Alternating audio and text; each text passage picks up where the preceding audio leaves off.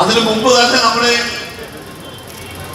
UDF-ന്റെ കേരള സംസ്ഥാനത്തെ സമുന്നതരായ നേതാക്കന്മാർ ഒട്ടനവധി പേർ ഇവിടെ എത്തിക്കഴിഞ്ഞു. അവർ ഈ വേദിയിൽ ആസനസ്ഥരാണ്.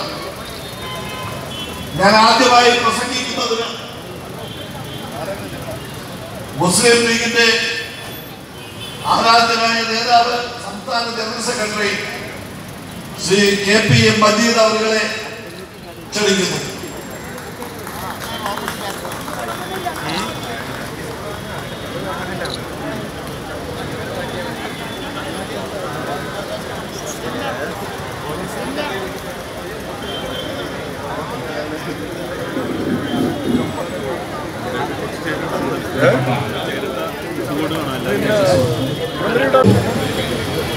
അധ്യക്ഷൻ UDF-ന്റെ ജില്ലാ കൺവീനർ ബഹുമാനായ മോഹൻ, വേദിയിലും സദസ്സിലുമുള്ള ഏറ്റവും ബഹുമാനരായ ഐക്യജനാധിപത്യത്തിന്റെ നേതാക്കളെ, സ്നേഹസമ്മതരായ സഹോദരിമാരെ, സഹപ്രവർത്തകരെ, ഞാൻ ചുരുക്കിയാണ് ഇന്ന്. പക്ഷെ അതിനുശേഷം നമ്മൾ കണ്ടു അദ്ദേഹത്തെ അകത്തേക്ക് വന്ന് പാർലമെന്റിൽ വന്നതിന് ശേഷം ആ പാർലമെന്റ് സംവിധാനം ഇല്ലാതാക്കാൻ ശ്രമിക്കുന്നു. അത് മാത്രമാണോ ഇന്ന് ഭരണഘടനയെ പോലും ഇല്ലാതാക്കുവാൻ ശ്രമിക്കുന്നു?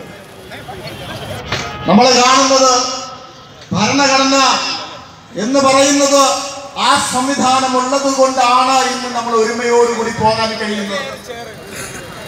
ഇന്ന് നമ്മുടെ തിരുവനന്തപുരം എയർപോർട്ട് അദാനിക്ക് വിറ്റു കേന്ദ്രം. സംസ്ഥാനം എന്താ ചെയ്തത്? ഇതിൽ പങ്കെടുത്തു. അവിടെ ഈ വിമാനത്താവളത്തിൻ്റെ കരാർ അതിനു വേണ്ടിയിട്ട് വിളിച്ച ടെൻഡർ 2 പിടി പിടിച്ചാൽ മതിയല്ലോ, ബാക്കിയൊക്കെ ദൈവം തന്നെ ഉണ്ടനം ചെയ്തിട്ടുള്ള ശിരസാണ്. അപ്പം മനുഷ്യന് ചെയ്യാൻ കാര്യമായിട്ടൊന്നുമില്ല, 2 പിടി പിടിച്ചാൽ മതി. ഒരുപക്ഷെ അദ്ദേഹത്തിൻ്റെ കേസും കാര്യങ്ങളും കൊണ്ടായിരിക്കും. ഞാൻ അദ്ദേഹത്തിൻ്റെ കുറ്റം പറയുന്നൊന്നുമില്ല, പാവം തോട്ടെ. അപ്പോൾ ഞാൻ സൂചിപ്പിക്കുന്നത്, ഇലക്ഷന് ജയിക്കാൻ വേണ്ടി ഏതറ്റം വരെ പോകാനും മാർക്സിസ്റ്റ് പാർട്ടി ഇന്ന് തയ്യാറായി. പിന്നെ അവസാനം ചെയ്തത് എന്താ? ആണവ കരാറിന്റെ പേര് പറഞ്ഞ് BJP-യോടൊപ്പം ചേർന്ന് ഡോക്ടർ മൻമോഹൻ സിംഗ് സർക്കാരിനെ താഴെ ഇറക്കാൻ നോക്കിയവരല്ലേ മാർക്സിസ്റ്റ് പാർട്ടി. ആ വഞ്ചന മറക്കാൻ പറ്റുമോ? BJP-യോടൊപ്പം വോട്ട് ചെയ്തു. എന്നിട്ട് ഇവരാണ് നമ്മളെ മതേതരത്വം പഠിപ്പിക്കാൻ വരുന്നത്. ഇവർ ഡൽഹിയിൽ പോയാൽ ഒരു കാര്യം ഉറപ്പാണ്, ഇവരാദ്യം പോകുന്നത് BJP-ന്റെ കൂടെയായിരിക്കും. അതുകൊണ്ട് ഈ തെരഞ്ഞെടുപ്പിൽ ചിത്രം നമുക്ക് വളരെ വ്യക്തമാണ്. രാജസ്ഥാൻ, മധ്യപ്രദേശ്, ഛത്തീസ്ഗഡ് BJP ഒറ്റയ്ക്ക് ഭരിച്ചിരുന്ന ഈ 3 സംസ്ഥാനങ്ങളിലും കർഷക സമരത്തെ തുടർന്ന്, ജനകീയ സമരങ്ങളെ തുടർന്ന് BJP ദയനീയമായി പരാജയപ്പെടുകയും കോൺഗ്രസ് പാർട്ടി അധികാരത്തിൽ വരികയും ചെയ്തു. പിന്നെ അവർക്ക് ഏറ്റവും അധികം സീറ്റ് കിട്ടിയ UP-യിലെ സ്ഥിതി എന്താണ്? UP-യിൽ SP-യും BSP-യും ഇപ്പോൾ പ്രിയങ്ക ഗാന്ധിയും അവിടെ മുന്നേറുകയാണ്. എല്ലാ മാധ്യമങ്ങളും പറയുന്നു കഴിഞ്ഞ തവണ കിട്ടിയതിൻ്റെ 3-1 സീറ്റ് പോലും UP ലഭിക്കില്ല. പിന്നെ എന്താണ് ബംഗാളിൻ്റെ സ്ഥിതി? എന്താണ്? ഏതായാലും BJP അല്ലല്ലോ, കോൺഗ്രസും CPM-ഉം തമ്മിൽ സഖ്യമില്ലായിരുന്നു. കർണാടക കോൺഗ്രസ് സഖ്യത്തിൽ ഭരണത്തിലാണ്.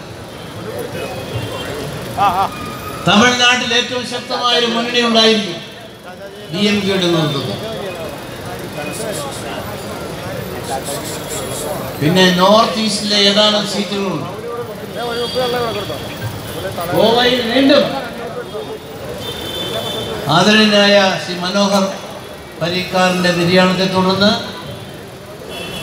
ഏറ്റവും സിംഗിൾ ലാർജസ്റ്റ് പാർട്ടിയായ കോൺഗ്രസ് പാർട്ടി ഗവർണറെ കണ്ട് മന്ത്രിസഭ രൂപീകരിക്കാനുള്ള അനുവാദം ചോദിച്ചു.